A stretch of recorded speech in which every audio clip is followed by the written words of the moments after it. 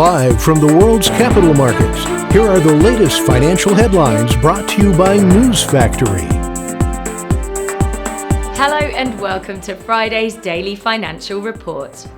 The dollar-yen pair has fallen 0.5% in the last three sessions. The ATR has heated up and is currently high volatility.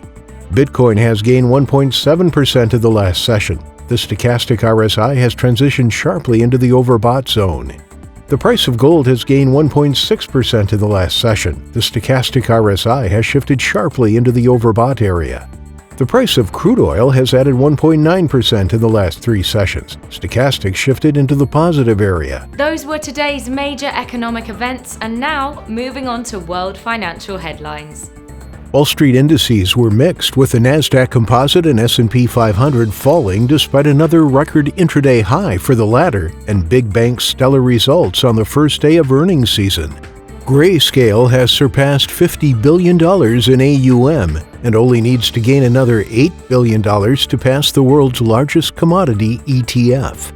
The dollar dipped to three-week lows as Treasury yields held below recent highs, reducing the relative attractiveness of the U.S. currency. And now let's hear what our chief analyst picked up for us today.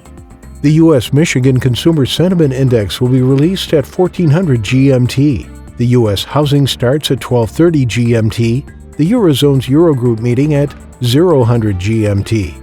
The Eurozone's ECOFIN meeting will be released at 700 GMT. Japan's CFTC JPY and C net positions at 1930 GMT. The UK's CFTC GBP and C net positions at 1930 GMT. We hope that you've enjoyed Friday's Market Outlook.